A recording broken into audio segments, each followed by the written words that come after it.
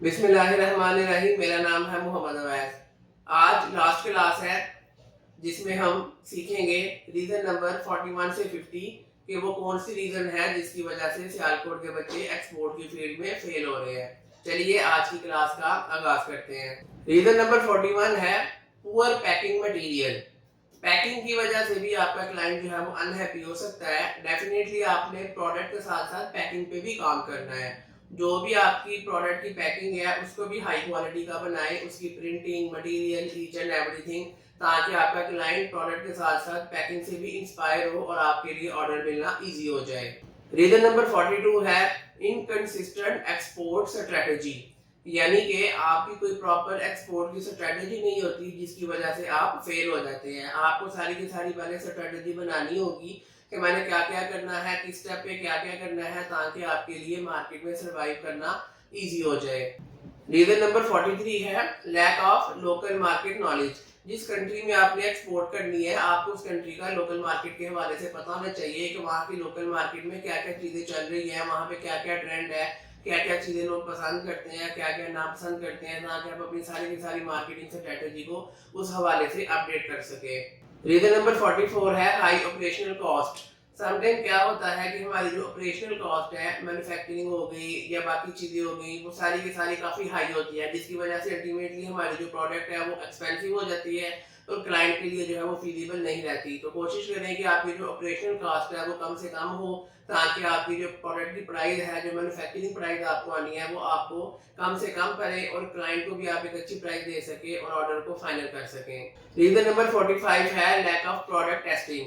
Mostly जो है ना वो बच्चे प्रोडक्ट की टेस्टिंग नहीं करवाते और डायरेक्टली क्लाइंट को भेज देते हैं। क्लाइंट टेस्ट करवा लेता है तो उसकी क्वालिटी लो आ जाती है। तो बेहतर होता है कि आप क्लाइंट को सैंपल या माल भेजने से पहले उसकी टेस्टिंग करवाएं, ताकि आपको पता हो कि मैंने जो इसमें मटेरियल यूज किया है कि आप क्लाइंट की रिक्वायरमेंट को मैच करता है कि नहीं। तो टेस्टिंग लाजमी करवाएं। टेस्टिंग की जो लेबॉर्ट्रीज है वो सियालकोट में अवेलेबल है, वहां से आप इजीली मटेरियल टेस्टिंग करवा सकते हैं।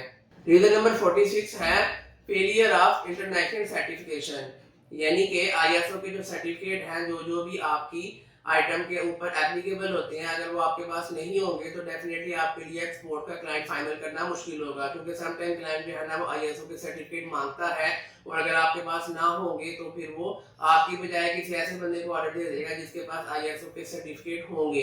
तो आईएसओ की सर्टिफिकेशन आपके लिए लेना लाजमी है और आपको पता होना चाहिए कि आपकी प्रोडक्ट के ऊपर कौन कौन से आईएसओ के सर्टिफिकेट अप्लाई होते हैं, ताकि आप वो इजीली उसको मैनेज कर सको और उसको जो है ना वो अपनी कंपनी और उसको अपनी कंपनी के फायदे के लिए यूज कर सको।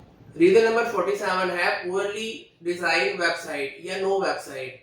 वेबसाइट का ना होना या वेबसाइट का डिजाइन अच्छा ना होना, ये भी क्लाइंट को लगता है कि ये बच्चों वाली कंपनी है या स्टार्टअप है, ये भी प्रोफेशनल नहीं है, इनके साथ काम नहीं करना चाहिए। तो अपनी सबसे पहले वेबसाइट बनवाएं, अगर नहीं बनी हुई और अगर बनी हुई है तो उसको अच्छे तरीके से डिजाइन करवाएं ताकि वो प्रोफेशनल लगे। रीजन नंबर 48 है लैक ऑफ नेटवर्क अपॉर्चुनिटीज। जब आप मार्केट में अपने दोस्त नहीं बनाएंगे, वो सारे के सारे लोग जो आपको एक्सपोर्ट में हेल्प कर सकें, जो ऑलरेडी एक्सपर्ट हैं, अगर आप उनके साथ नेटवर्किंग नहीं करेंगे, दोस्त नहीं बनाएंगे, तो आपके लिए एक्सपोर्ट में आगे जाना मुश्किल होगा। तो नेटवर्किंग आपको बनानी चाहिए और इसके लिए क्या करना होगा, सिंपली जो भी इवेंट्स होते हैं एक्सपोर्ट के हवाले से वो आप सारे के सारे अटेंड करें। वहां पर आपके इस तरीके से दोस्त बनेंगे जो आपके लिए कल को लॉन्ग टर्म में फायदा देंगे एक्सपोर्ट के हवाले। रीजन नंबर 49 है लैक ऑफ कस्टमर फीडबैक। यानी कि हम कस्टमर से फीडबैक ही नहीं लेते कि आपने कैसा काम आपको लगा है हमारा और ईच एंड एवरीथिंग, और जो उसका फीडबैक आया उस पर काम करके अपने आप को इम्प्रूव करें। अगर आप कस्टमर से फीडबैक नहीं लेंगे और उस फीडबैक को इम्प्रूव नहीं करेंगे तो लॉन्ग टर्म में फिर आपके लिए सर्वाइव करना मुश्किल हो जाएगा। रीजन नंबर 50 है और मोस्ट इंपॉर्टेंट है लैक ऑफ डिजिटल ट्रांसफॉर्मेशन। यानी कि आपकी कंपनी का डिजिटल मीडिया पे प्रेजेंस ना होना, ये भी एक बहुत बड़ी रीजन है आपकी फेलियर की, क्योंकि आजकल जो है ना सोशल मीडिया का जमाना है, वहाँ पे आपको अपनी कंपनी की स्ट्रॉन्ग प्रेजेंस चाहिए। मेरी एक वीडियो है 40 डिजिटल स्ट्रेटजीज, वो आप एक दफ़ा वॉच कर लीजिएगा।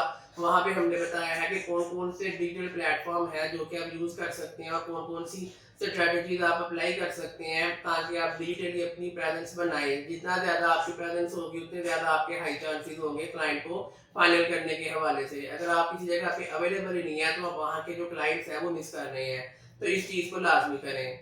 तो क्लास उम्मीद करते हैं आपको आज का हमारा ये सेशन भी पसंद आया होगा और ये कोर्स भी हमारा पसंद आया होगा। ये फ्री कोर्स हमने स्पेशली सियालकोट के स्टार्टअप बच्चों के लिए जो है ना वो डिजाइन किया था कि उनको पता चले बिजनेस स्टार्ट करने से पहले कि वो कौन कौन सी 50 रीजंस हैं जिनकी वजह से सियालकोट के बच्चे एक्सपोर्ट की फील्ड में फेल हो जाते हैं और किस तरीके से इस पे काम करके कामयाब होना है। अब आपको इन चीज़ों का पता लग गया है तो मैं उम्मीद करता हूँ कि आप अपने बिजनेस को स्टार्ट करने से पहले ये सारी की सारी चीज़ें क्लियर कर लेंगे ताकि आप जो है ना वो फेलियर की तरफ कम जाएं और कम आपके चांसेस हो फेल होने के और आपके हाई चांसेस हो जाएं एक्सपोर्ट की फील्ड में कामयाब होने के। इसी तरीके से हम जो है ना आपके लिए एक्सपोर्ट के हवाले से फ्री कोर्सेज जो है ना इसी चैनल पे लाते रहते हैं। अपना फीडबैक जो है कमेंट सेक्शन में ज़रूर दीजिएगा। अगली वीडियो तक के लिए अल्लाह हाफिज़।